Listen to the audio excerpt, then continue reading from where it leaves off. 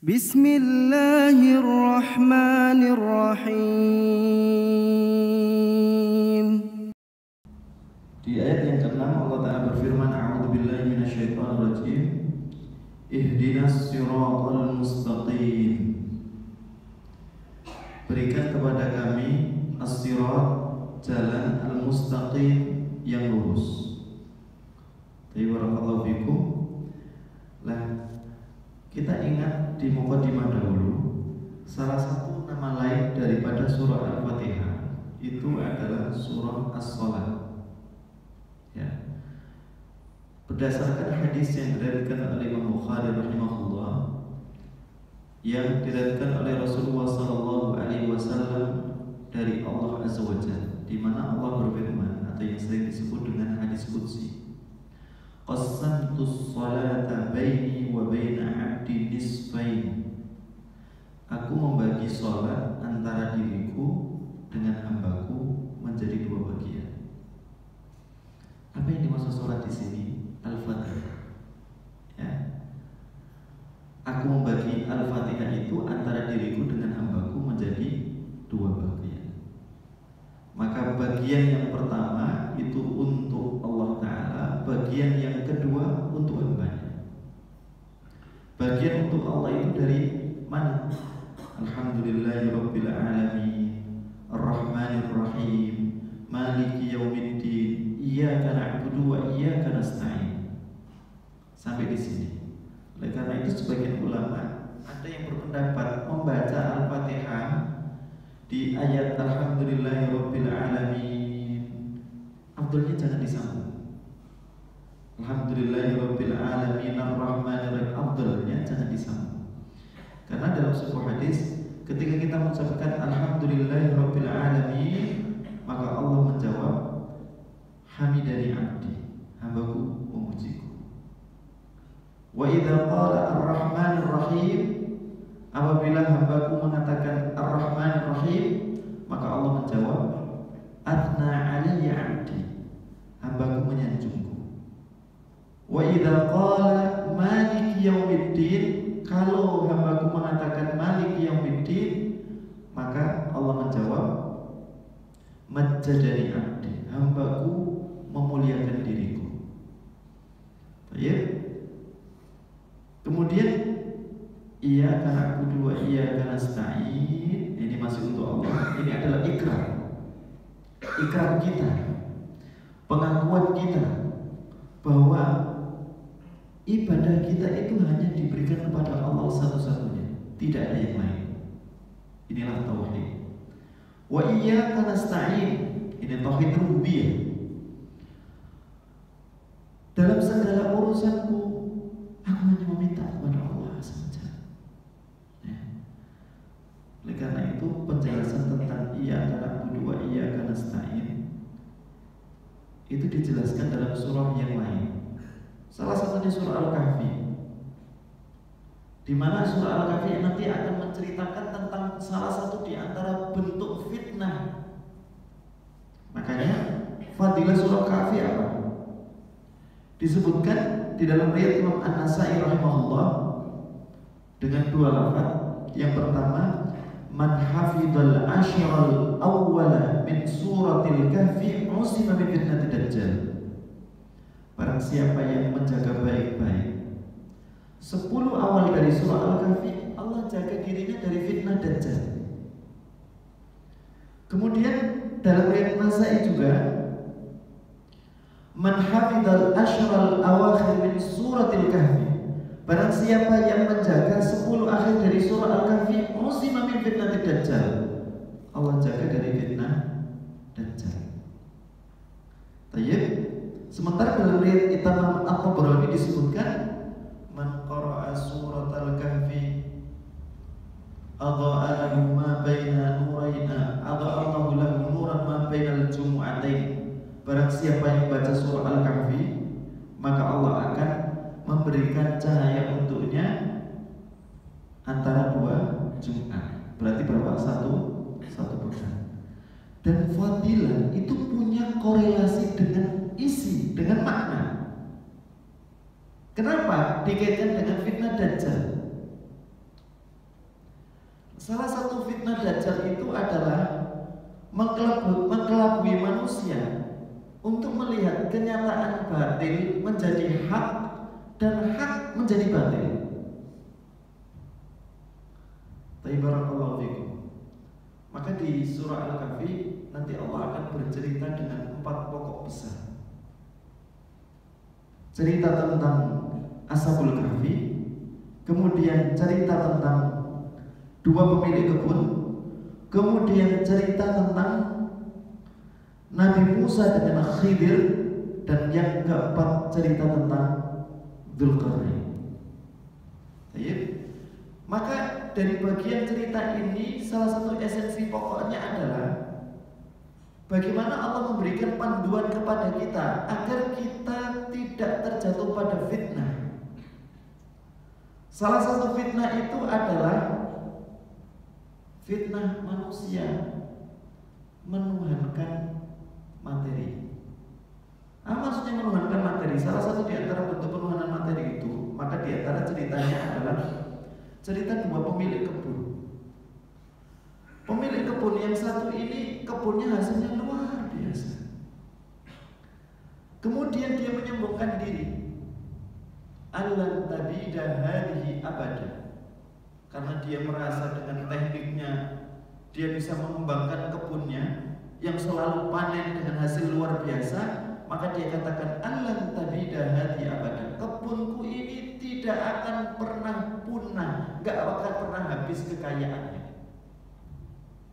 Ya, bahasa kita 7 turunan enggak akan apa? Habis.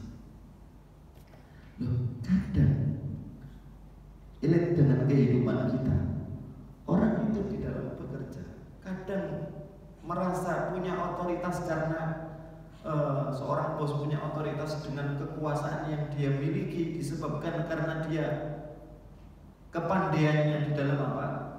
Mengatur pekerjaan yang begitu besar sehingga kemudian hasilnya luar biasa.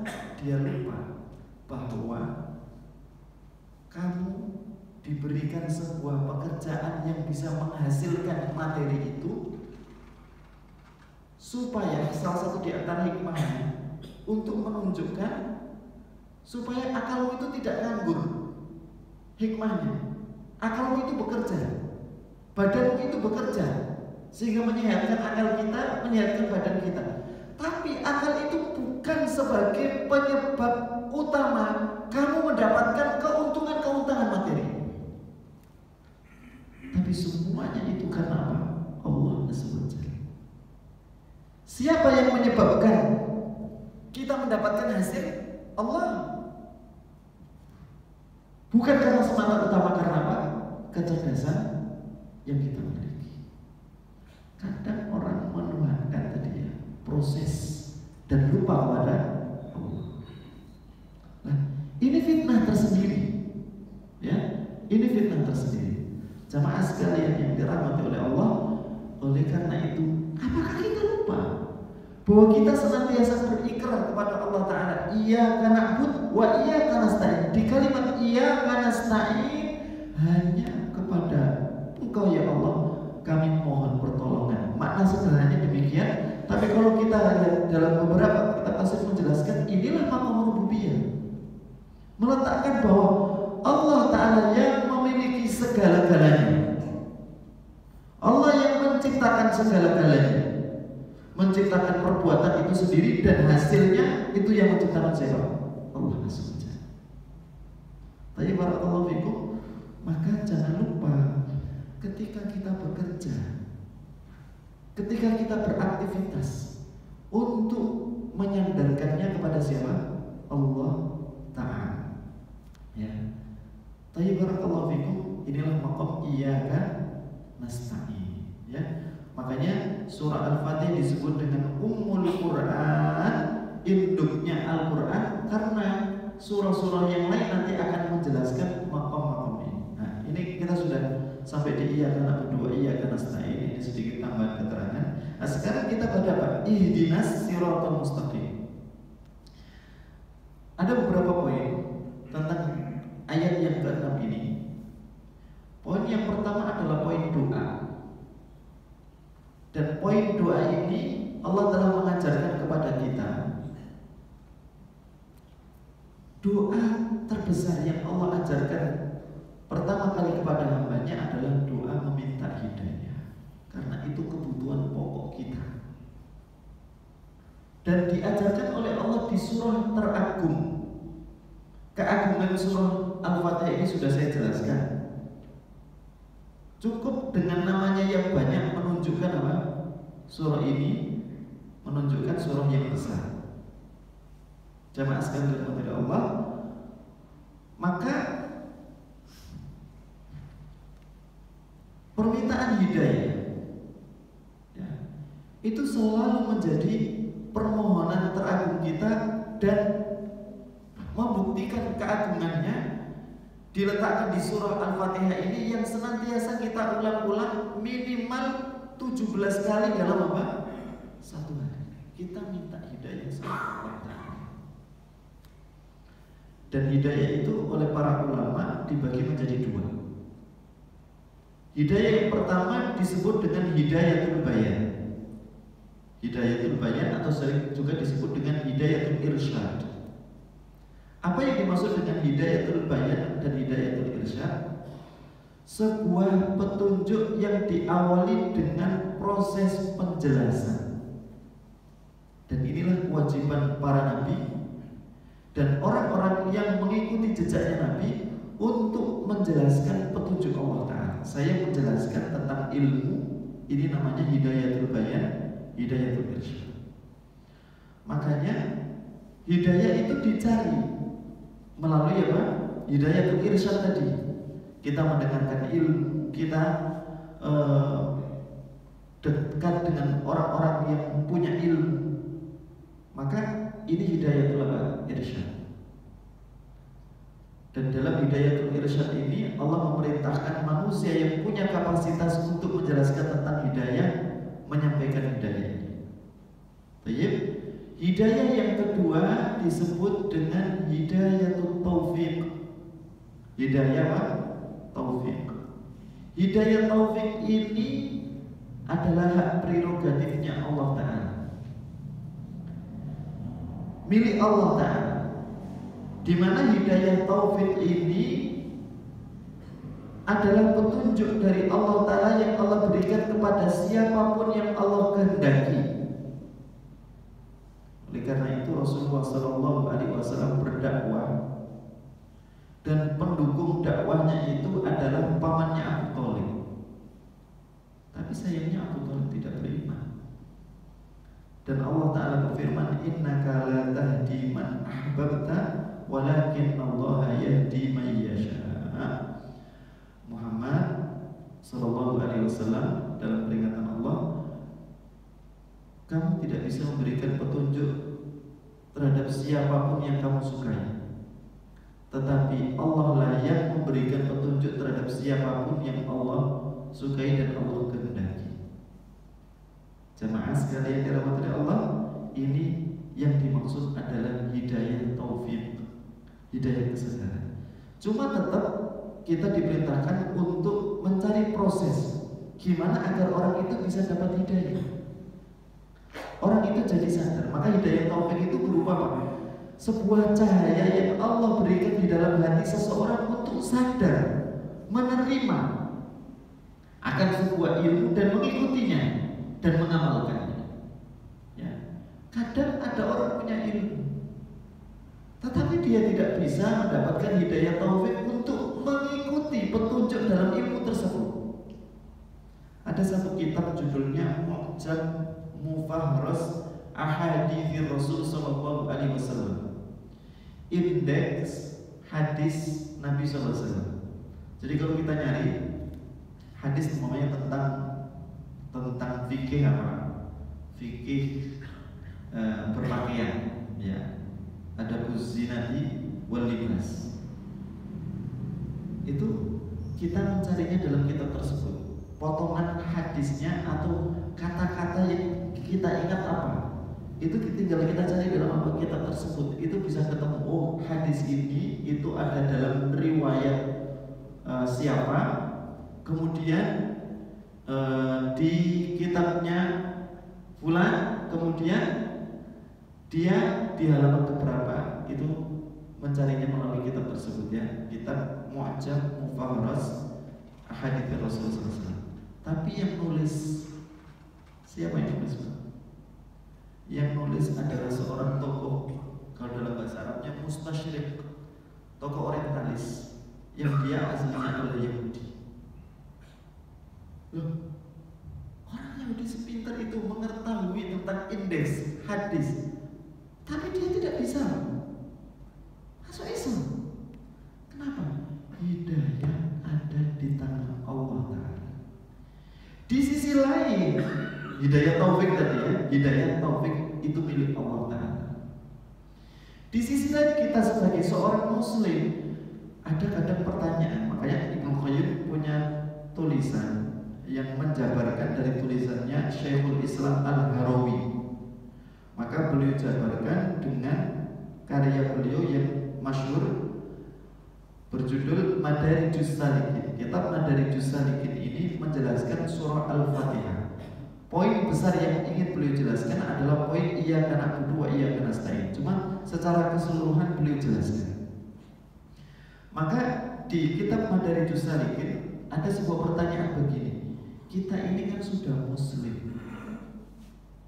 Kata para ulama tafsiran ihdinas siratal mustaqim, berikan kepadaku jalan yang lurus, petunjuk jalan yang lurus. Apa yang dimaksud jalan yang lurus ini? Jalan Islam. Jalan Islam ini adalah jalan yang pernah ditempuh oleh para nabi, para siddiqin, para syuhada, dan para sholihin. Ya, jalan yang pernah ditempuh oleh mereka. Tayyib, pertanyaannya begini, loh kita ini sudah muslim, kenapa kita masih minta apa? Ihdinas siratal mustaqim. Maka beliau memberikan jawaban. Salah satu di antara makna ihdinas siratal mustaqim itu mencakup yang pertama. Kadang ada orang yang punya ilmu globalnya saja, tapi dia nggak tahu rinciannya. Contoh tentang sholat, tahunya sholat wajib itu ada 5 waktu, tapi fikih di dalam sholatnya dia nggak ngerti. Rukun sholat apa, syarat sholat apa, nggak ngerti. Maka ihdinas siratal mustaqim adalah meminta kepada Allah agar diberikan ilmu. Tidak cukup yang global-globalnya, poin-poin besarnya saja, tapi dia juga tahu rinciannya. Berikutnya, mana ihdinas siratal mustaqim? Ya, kadang ada orang tahu ilmu global dan rinciannya, tahu ilmunya, tapi dia belum mendapatkan petunjuk untuk tunduk pada ilmu itu dan mengamalkan ilmu itu. Maka makna ihdinas siratal mustaqim salah satunya adalah memohon kepada Allah ilmu dan memohon kepada Allah amal. Karena berapa banyak orang yang tahu ilmu tapi tidak bergeser sedikit pun untuk mengamalkan ilmunya. Nah, ini sesuatu yang susah. Makanya untuk orang bisa mengamalkan ilmu itu butuh petunjuk sendiri dari Allah Ta'ala yang menggerakkan hati kita bisa mengamalkan ilmu. Karena Allah Ta'ala mengingatkan nanti di ayat berikutnya, ihdinas siratal mustaqim siratal ladzina an'amta 'alaihim ghairil maghdubi 'alaihim. Bukan jalannya orang-orang yang dimurkai oleh Allah. Siapa yang dimurkai oleh Allah? Rata-rata ahli tafsir mengatakan orang yang dimurkai oleh Allah itu adalah orang-orang Yahudi. Loh, kenapa sampai mereka dimurkai oleh Allah? Allah nanti akan banyak bercerita tentang karakter khasnya orang Yahudi. Salah satunya adalah apa? Mereka itu tahu tentang petunjuk, tahu tentang ilmu, tapi banyak merubah ilmu dan tidak mau tunduk pada ilmu itu sendiri dan mengamalkan ilmu. Ini karakter orang Yahudi. Punya ilmu tapi jauh dari apa? Nilai-nilai ilmu. dalam kitab Iqtida al-ilmi al-amal, Iqtida'ul ilmi al-amal, yang ditulis oleh Al-Khatib Al-Baghdadi. Arti kitab ini, tuntutan ilmu itu adalah amal. Ya, tuntutan ilmu adalah amal. Itu menukil sebuah hadis. Inna fi jahannam lawadin. Di jahannam itu ada sebuah lembah. Yata'awwadu minhu jahannam fi kulli yawmin sab'a marrat. Yang setiap harinya neraka jahanam itu berlindung sampai 7 kali dari lembah tersebut. Kemudian wa inna fi hadzal wadi la jubban yata'awwadu minhu jahannam wal wadi fi kulli yawmin sab'a marrat. Di lembah ini ada lubang atau sumur gitu yang jahanam lembah itu berlindung sampai 7 kali dari sumur tersebut. Kemudian wa inna fil jubbi la hayyatan yata'awwadu minhu jahannam wal wadi wal jubbu fi kulli yawmin sab'a marrat. Di dalam lubang tersebut ada ular yang neraka jahanam, lembah tersebut, kemudian sumurnya berlindung sampai 7 kali dalam satu hari. Baik, diperuntukkan untuk siapa? Sumur yang berisi ular. Maka kemudian disebutkan dalam hadis tersebut lihamalati ahli Quran, orang yang pintar Al-Quran. Akan tetapi apa? Fasaqah, tapi kehidupan mereka penuh dengan kefasikan. Artinya apa? Orang tahu ilmunya tapi fasik, ya, dekat dengan apa? Dosa dan kemaksiatan. Padahal seharusnya dia punya ilmu tentang Al-Quran, ilmunya itu menjadi petunjuk hidupnya, tapi malah dia menjadi ahli fasik. Maka kemudian mereka mengatakan kepada Allah, ya Rabb, lima buni alana qabla abadatil awthan. Ya Tuhan, kenapa kok kami diprioritaskan untuk menduduki lembah ini dan masuk ke dalam lubang ini daripada para penyembah berhala? Maka kemudian dikatakan kepada mereka, laisa man ya'lam kama la ya'lam. Karena orang yang berilmu itu tidak sama dengan orang yang tidak berilmu. Seharusnya orang yang punya ilmu lebih dekat dengan amal. Tapi kenapa mereka justru orang yang menjadi pertama kali meninggalkan amal dari ilmu itu sendiri? Ini memang agak berat ya. Tapi barakallahu fikum, makanya kita butuh apa? Tuntunan dari Allah Azza wa Jalla. Dituntun oleh Allah agar ilmu itu mengantarkan kita untuk mudah dalam beramal soleh. Maka itulah ada dalam apa? Ihdinas siratal mustaqim. Minta ilmu dan minta dikasih petunjuk agar mudah mengamalkan ilmu itu sendiri. Kemudian kata Ibnu Qayyim dalam kitab Madarijus Salikin, salah satu di antara makna poin ihdinas siratal mustaqim adalah memohon hidayah kepada Allah Ta'ala untuk apa? Untuk al-iqrar wa thubut fil amal, istiqomah, teguh di dalam amal soleh. Karena ada orang, dia bisa berpegang pada petunjuk, pada ilmu dan amal dalam satu hari, tapi kemudian berikutnya dia tinggalkan. Hijrah, kita harus istilah hijrah. Di awal gitu dia bisa istiqomah, tapi kemudian ketika dia diuji oleh Allah Ta'ala, maka dia tidak kuat dan meninggalkan apa? Meninggalkan jalan petunjuk itu.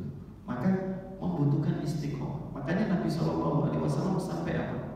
Dan istiqomah itu gak mudah. Kemarin sudah saya ceritakan tentang apa?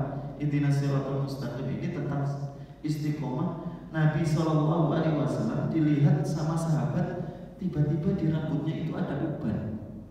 Nah ini sahabat sangat awal sekali. Karena apa? mereka itu sangat teliti dengan perubahan-perubahan yang ada pada diri Rasulullah SAW, baik itu perubahan fisik maupun perubahan yang lain. Sampai ketika ada uban di rambutnya, mereka awas loh, kok ada uban di rambutnya Rasulullah SAW. Ya, dan ubannya Rasulullah SAW itu bisa dihitung jari, dan uban itu bukan aib, makanya jangan dicabut, jangan diledek juga, karena uban itu makanya sampai dalam hadis laisa minna, bukan termasuk golonganku, atau maksudnya tidak dikatakan mengikuti sunnahku, mengikuti menelusuri jejaknya Rasulullah SAW, malam yarham shaghirana, yang besar, yang senior tidak menyayangi yang junior, yang dewasa tidak menyayangi yang kecil. Wa ya'rif li kabirina fadlah, atau wa yuwaqqir kabirana dalam riwayat. Sementara yang kecil tidak menghormati yang besar. Nah, ini berimbang. Kemudian dalam riwayat lain, wa ikrami bisyaibati muslim, menghormati setiap muslim yang beruban. Ya, memang dalam maknanya yang sudah tua. Ini saya sudah mulai ada ubannya gitu ya. Tapi barakallahu fikum, lah kadang orang uban itu jadi bahan lawakan, bahan ledekan. Oh, tidak layak uban itu jadi bahan ledekan, bahan candaan yang kemudian untuk membuli orang, tidak ya. Karena uban itu adalah sebuah keniscayaan. Ya, tapi barakallahu fikum, ini sisi lain. Nabi tiba-tiba ada uban, dan ubannya Rasul bisa dihitung jari. Makanya kalau ada orang ngomong gini, saya mimpi ketemu Rasulullah SAW. Rasul itu rambutnya putih semua, jenggotnya putih semua. Ini gak kenal Rasul ini. Loh, sudah dijelaskan kok tentang masalah syama'il Muhammadiyah, karakter khasnya Rasulullah SAW secara fisik itu seperti apa. Ya, makanya orang nggak boleh berbohong dalam urusan mimpi. Termasuk dosa besar itu adalah berdusta dalam urusan mimpi, apalagi berbohong mimpi ketemu dengan Rasulullah SAW. Karena memang dalam sabda Rasulullah SAW, wa inna syaitana la yatamatsalu bi, setan itu tidak bisa menyerupakan dirinya dengan fisik Rasulullah SAW. Cuma masalahnya, Anda kenal nggak wajahnya Rasul itu kayak apa? Itu sudah ada penjelasannya dari para ulama, semuanya sudah komplit. Tinggal kita mau belajar atau tidak, gitu ya. Jemaah saudara Allah, maka sahabat bertanya, wahai Rasul, kami lihat rambut Anda sudah mulai beruban, kenapa? Maka kemudian Rasulullah SAW menjawab, syayyabatni Hud wa akhwatuha, rambutku ini dibuat beruban karena mikir ayat yang turun dalam surah Hud. Ayat apa itu? Fastaqim kama umirta wa man taba ma'aka wa la tatghaw. Istiqomahlah kamu wahai Muhammad seperti yang Allah perintahkan kepadamu, bersama orang-orang yang bertaubat, wa la tatghaw, dan jangan kelewat batas, melampaui batas. Loh, Rasul yang dijamin oleh Allah surganya, diampuni baik yang telah lalu maupun yang akan datang, dalam urusan istiqomah aja sampai mikir seperti itu, apalagi kita lebih lain ya. Makanya dalam sholat kita senantiasa meminta kepada Allah Ta'ala, diantaranya apa? Allahumma inni a'udzubika, salah satunya sampai apa? Ada sampai pada apa? Kalimat wa min fitnatil mahya wal mamat, dari fitnah hidup dan fitnah kematian. Apa maksudnya fitnah kematian itu, Pak? Karena ada cerita orang-orang yang dulunya kelihatan muslim. Coba Jamal Al-Qasimi, seorang ulama yang karyanya luar biasa, mendebat orang-orang ateis, tapi mati dalam keadaan ateis. Hanya kita nggak menyangka di zaman Nabi SAW ada seorang yang namanya Rajal bin Unfuah. Nabi bersabda, di antara kalian itu ada orang yang gigi gerahamnya lebih besar daripada gunung 12 sahabat. Sampai Rasulullah meninggal dunia, yang tersisa dari 12 itu cuma 2, Abu Hurairah sama Rojar bin Unfuah. Apa yang terjadi pada Rojar bin Unfuah? Di zamannya Abu Bakar terjadi gerakan pemurtadan, dimulai dari Musailamah al-Kadzdzab, Malik bin Nuwairah, dan berikutnya. Maka Rojar bin Unfuah minta izin sama Abu Bakar agar dikasih mandat untuk datang ke negeri Yamamah. Di situ ada Musailamah al-Kadzdzab, mendakwai masyarakat agar kembali kepada jalan Islam. Datang ke sana, apa yang terjadi? Justru dia menjadi pendukungnya Musailamah al-Kadzdzab, dan dalam peperangan mati di barisannya mendukung Musailamah al-Kadzdzab. Makanya gak ada yang jamin. Disitulah pentingnya kita meminta kepada Allah, ihdinas siratal mustaqim, agar kita mendapatkan jalan ilmu dan jalan amal di dalam Islam ini sampai akhir hayat kita, ya. Dan kita bisa mengucapkan la ilaha illallah di ujung hayat kita. Yang di situ Rasulullah SAW bersabda, maka akhir kalami la ilaha illallah dakhalal jannah. Barang siapa yang akhir hidupnya mengucapkan la ilaha illallah, dia masuk surga. Cuma gak gampang la ilaha illallah. Dalam sebuah peperangan bersama Rasulullah SAW, ada seseorang dalam sebuah kancah peperangan yang sulit menembus barisan musuh. Tiba-tiba ada seseorang yang menerobos masuk dengan kepahlawanannya sampai memecah barisan musuh, sampai dia mendapatkan luka yang luar biasa. Maka orang-orang berkesimpulan, innahu la yujzi'u ahadun mithlahu hadzal yawm. Hari ini nggak ada orang yang amalnya setara dengan orang tersebut. Dia rela terluka untuk membuat barisan musuh bisa terpecah sehingga kemudian kita bisa masuk menyerang mereka. Maka Nabi bersabda, innahu finnar, orang itu ada di neraka. Kaget sahabat. Maka kemudian salah satu di antara temannya mengatakan, saya ini adalah temannya. Saya akan mencari tahu kenapa Nabi sampai bersabda demikian. Maka ternyata orang ini setelah gak kelihatan oleh banyak orang, yad'u naslahu al tanah, meletakkan senjatanya di tanah, tsumma khannaqah, kemudian dia tusukkan senjata tersebut di lehernya sendiri. Mati dalam keadaan apa? Bunuh diri. Ya. Tayyib barakallahu fikum.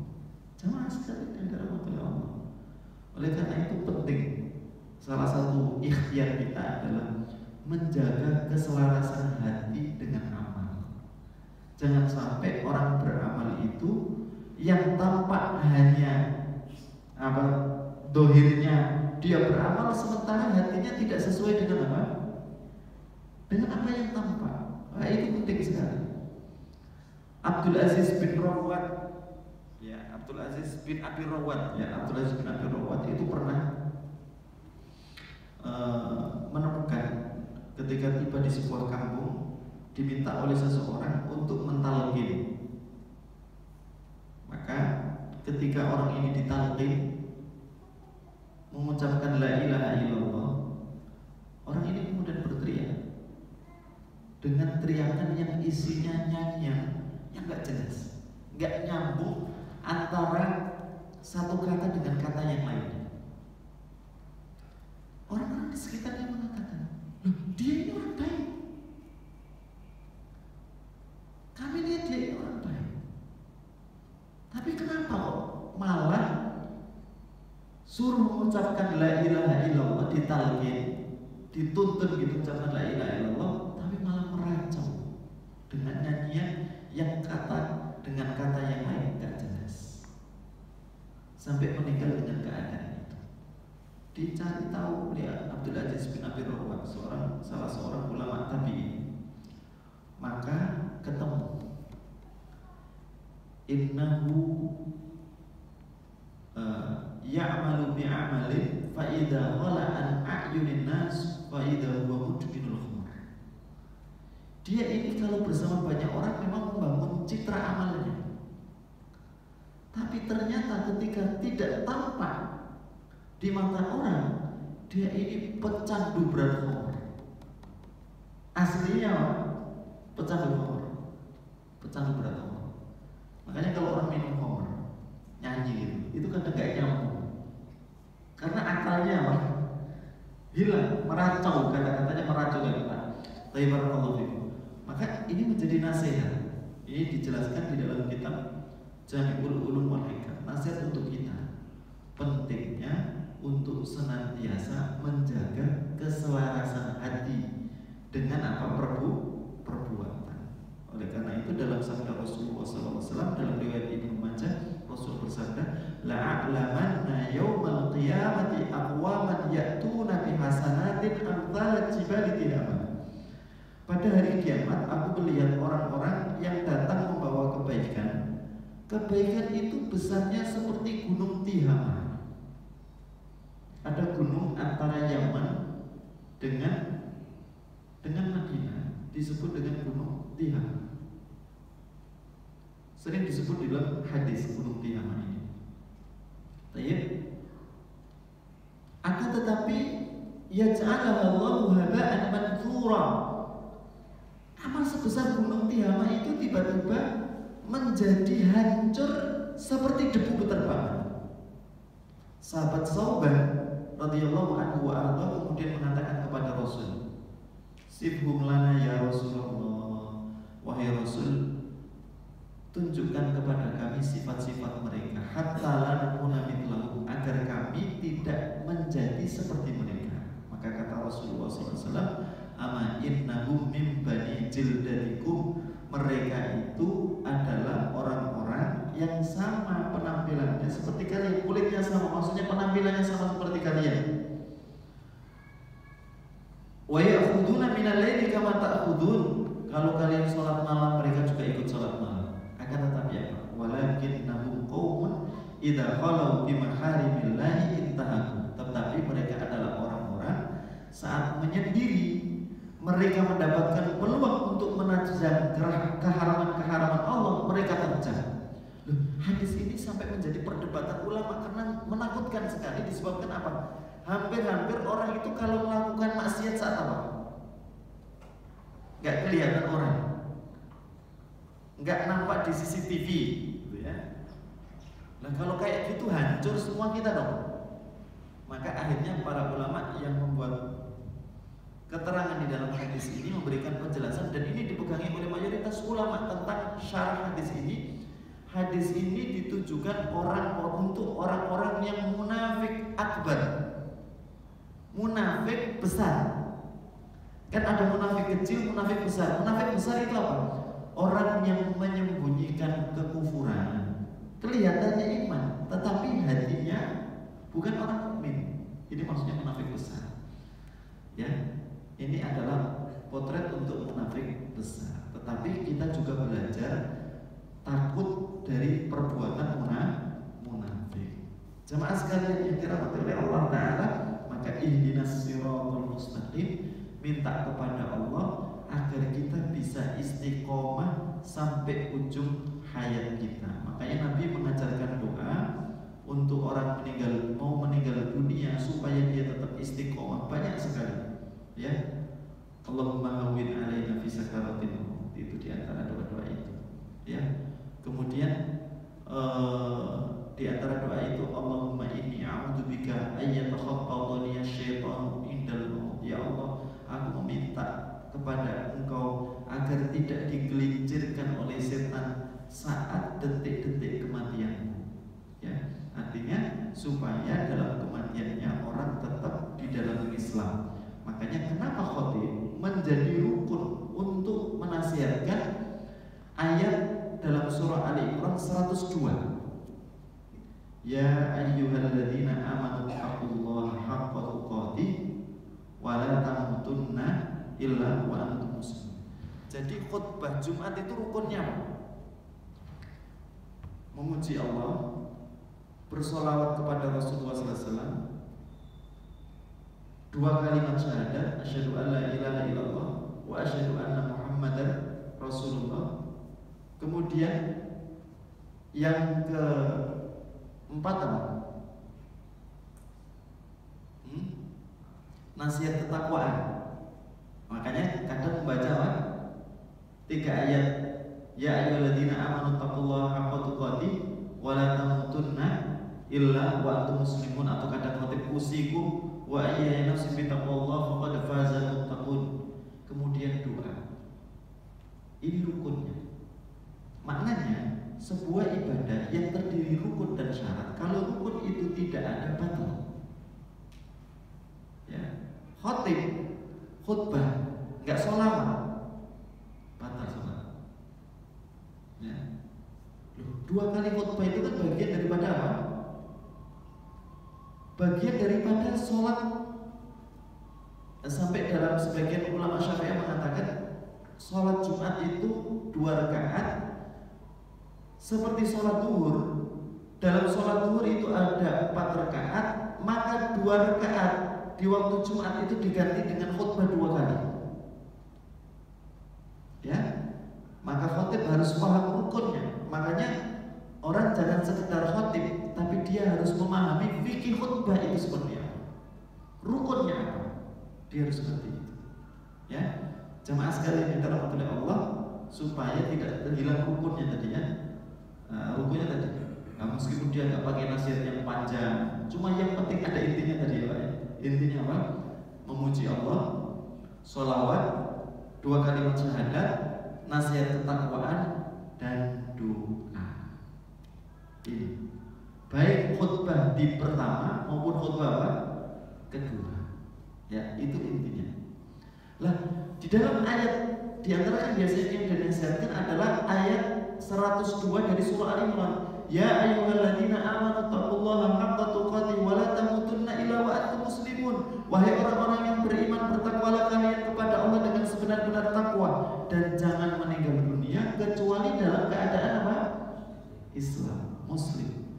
Ini menjadi nasihat penting supaya kita berpegang sampai akhir hayat kita tetap dalam keadaan apa? Muslim. Ya, karena tidak ada yang menjamin keadaan kematian kita itu apakah tetap bisa dalam keadaan muslim mengucapkan la ilaha illallah ataukah tidak. Ya, makanya kita meminta kepada Allah dalam setiap sholat kita, ihdinas siratal mustaqim. Ini makna ihdinas siratal mustaqim, garis besarnya kurang lebih demikian. Di dalam kitab Iqtidatus Shiratal Mustaqim dijelaskan demikian. Nah, secara umum jalan yang lurus ini maksudnya adalah jalan Islam. Nabi pernah membuat garis, ya, garis yang banyak, maka kemudian ada garis di tengah. Maka Shiratal Mustaqim itu adalah jalan Islam. Ya, tayyib barakallahu fikum. Shiratal ladzina an'amta alaihim, atau saya cukupkan sampai di sini. Shiratal ladzina an'amta alaihim menjelaskan, jadi kalau mau mengikuti jalan lurus, ikutilah jalan yang pernah ditempuh oleh orang lain. Jalan siapa itu? Jalannya para nabi, jalannya siddiqin. Apa yang dimaksud siddiqin? Orang yang mereka membenarkan setiap apa saja yang menjadi petunjuk Allah Ta'ala, baik membenarkan dengan hati, dengan perkataan, dan dengan perbuatan. Meskipun kadang rasio itu nggak sampai. Semisal Abu Bakar itu makanya disebut apa? Siddiq. Abu Bakar as-Siddiq. Baru beriman mendapat kabar apa? Isra Mi'raj itulah. Gimana mungkin orang bisa berjalan dalam satu waktu yang cukup cepatnya dari Masjidil Haram menuju apa? Masjidil Aqsa. Nah, Abu Bakar belum dapat kabar dari siapa? Belum dapat kabar dari Rasulullah SAW. Cuma orang-orang musyrik berdatangan kepada Abu Bakar memberitakan tentang apa yang diceritakan Rasulullah tentang Isra Mi'rajnya. kalau ini kabar dari kalian, ya, atau dalam riwayat lain dikatakan begini, seandainya Muhammad Shallallahu Alaihi Wasallam mengabarkan lebih daripada itu, aku akan membenarkannya. Ya, nah ini menunjukkan apa? Tasdik. Ya. Maka jiwa siddiqin itu orang yang mudah mengamalkan sesuatu tanpa banyak menimbang dari sisi apa? Dari sisi nafsunya, logiknya tidak, ya.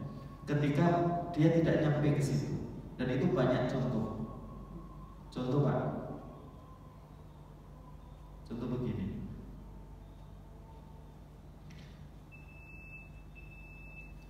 Bangun tidur itu ada sunnah apa? Cuci tangan. Dalam mazhab Syafi'i hukumnya sunnah muakkadah. Dalam mazhab Hambali hukumnya wajib kalau bangun dari tidur malam, kalau tidur siang tidak. Ya. Nah, cuma kan kadang orang apa? Pakai pertimbangan akalnya, yang penting dia gak bantah gitu aja deh. Kalau belum bisa melaksanakan, oh itu urusan level 5. Ya, itu urusan level 5. Imam Nawawi pernah bercerita, hadis ini pernah dikritik oleh orang dengan mengatakan begini, aku gak perlu cuci tangan karena aku tahu tanganku itu tidak akan nyewel-nyewel kemana saat aku tidur. Merasa lebih tahu daripada apa? Wahyu. Oh, kamu gak lebih paham daripada Allah Ta'ala. Makanya sampai diceritakan Imam Nawawi, tangannya masuk ke lubang duburnya ila adru'ihi, sampai sini. Contoh lain hadis, kalau kita habis makan, itu sunnahnya apa? Sebelum cuci tangan, fala yaghsil yadahu hatta yal'iqaha aw yul'iqaha. Jangan cuci tangannya sampai dia jilati tangannya atau dia jilatkan. Ya. Kalau kita siddiq, kita nggak mungkin mengatakan jijik masa dijilatkan sama orang. Loh, ini hadis. Kalau belum bisa mengerjakan, paling tidak apa? Terima bahwa itu adalah konsep wahyu. Ya, hukumnya sunnah. Ya, hukumnya sunnah. Menjilati tangan sendiri habis makan atau apa? Dijilatkan kepada istri kan nggak apa-apa. Ya, lalu Nabi Shallallahu Alaihi Wasallam, Nabi SAW itu dalam cerita Ibunda Aisyah, aku itu minum dari sebuah bejana, kemudian fanaza'ahun Nabi SAW, Nabi merebutnya. Fayadaufi, maka beliau meletakkan bibirnya, fayadaufa, meletakkan bibirnya di bekas bibir Ibunda Aisyah ini, ya. Saya letakkan bibir di sini, maka Nabi meletakkan bibirnya di bekas bibirnya siapa? Ibunda Aisyah. Kemudian wa'atarraqul 'aq, aku menggigit daging. Fanaza'ahu Nabi sallallahu alaihi wasallam, maka Nabi sallallahu alaihi wasallam merebutnya. Maka Nabi menggigit daging itu tepat di gigitan siapa? Ibunda Aisyah, di ujung hadis, wa ana haid, padahal aku saat itu sedang apa? Haid. Loh, Nabi itu mengerjakan hal-hal yang normal manusia, ya, yang itu membangun hubungan suami istri menjadi mesra, itu dilakukan oleh Rasulullah SAW, ya. Menjilatkan tangan kepada istri habis makan itu juga hal yang biasa, ya. Jangan kemudian ketika menyikapi hadis tidak siddiq tadi langsung apa? Jijik gitu, ya. Enggak boleh gitu, ya. Tayyib barakallahu fikum. Di sini dulu, nanti akan kita lanjutkan di pertemuan berikutnya. Jazakumullah khairan. Sallallahu wasallam ala nabiyina Muhammadin sallallahu wasallam ala nabiyina Muhammadin wa alihi washabihi ajmain. Ja'alana Allahu mimman yastami'una al-qawla fayattabi'una ahsana. Subhanaka wa bihamdika nasyhadu an la ilaha illa anta nastaghfiruka wa natubu ilaik. Assalamualaikum warahmatullahi wabarakatuh. Sudah saya tutup, kalau ada yang mau keluar silakan, kalau ada yang mau tanya juga silakan.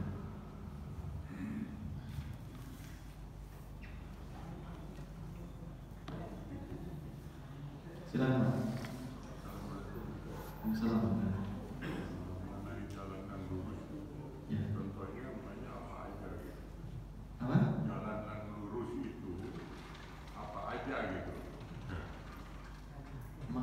apa aja. Jalan yang lurus itu jalan Islam, bukan jalan agama yang lain, bukan jalan Yahudi, bukan jalan Nasrani. Perbuatan apa aja itu yang masuk jalan yang lurus itu bagi kita? Ya setiap perbuatan yang dianjurkan dalam Islam itu jalan lurus, Pak. Yang mengikuti petunjuk Rasulullah SAW, petunjuk yang pernah dilalui oleh para nabi, dilalui oleh Siddiqin ini banyak menafsirkan sahabat, gitu ya. Para sahabat, asyuhada, orang-orang yang mati syahid, dan jalannya orang-orang soleh. Gitu. Nah, kalau dirinci banyak, amalnya banyak, maka kita harus mencari ilmunya. Jalan Islam itu, maka kita mencari syariat. Syariat dalam ibadah itu apa? Sholat itu seperti apa syariatnya? Itulah jalan yang benar, jalan yang benar. Jalan intinya oleh para ulama, jalan ilmu dan jalan amal. Itu jalan yang lurus. Jangan bilang apa saja. Ya, jalan yang lurus itu satu yang intinya isinya adalah jalan ilmu dan amal kepada Allah Ta'ala. Itu bisa dipahami ya? Nah, kalau dirinci amalnya banyak gitu ya. Dirinci amalnya banyak. Allah a'lam.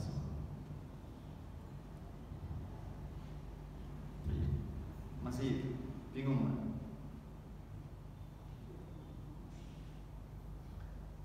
Cukup ya? Cukup ya. Jadi kalau dirinci amalnya banyak, Pak, jalan amalnya apa saja. Ya setiap amal Islam, cuma kita nggak boleh kemudian ini. Kadang kan yang menjadi pertanyaan, nanti ada hadis ini di dalam ilmu akidah, ada hadis tentang perpecahan Islam menjadi 73 golongan. Ya. Dalam hadis itu disebutkan semuanya ada di neraka kecuali apa? Satu, dan dia adalah ma'ana alaihi wa ashabi. Dalam riwayat disebutkan yang selamat itu adalah jalan yang dulu pernah menjadi jalanku dan jalannya para sahabat. Makanya ikutilah, makanya dalam ilmu itu punya nasab, punya silsilah. Setiap ilmu itu punya silsilah yang sampai kepada Rasulullah. Ya, dari kita sampai kemudian nasab berikutnya sampai pada para sahabat, sampai pada Rasulullah SAW. Allahu a'lam bishawab. Dan itulah jalannya Ahlus Sunnah wal Jamaah. Nanti kalau dalam urusan usul fikih nanti ada lagi. Ada ayat wa may yushaqiqir rasul min ba'di ma tabayyana lahul huda wa yattabi' ghayra sabilil mu'minin. Barang siapa yang memisahkan diri dari jalan Rasul, kemudian mengikuti jalan yang ditempuh selain orang-orang yang beriman. Apa maksudnya? Jalan ijma yang disepakati oleh para ulama. Makanya kita jangan keluar dari kesepakatan para ulama. Nah, cuma nanti perlu ada ilmu lagi. Apa saja yang disepakati oleh para ulama? Apakah hari ini ijma itu masih berlaku atau tidak? Nah, itu nanti ada pelajarannya lagi, Pak. Gitu ya. Allahu a'lam bishawab. فبأي آلاء ربكما تكذبان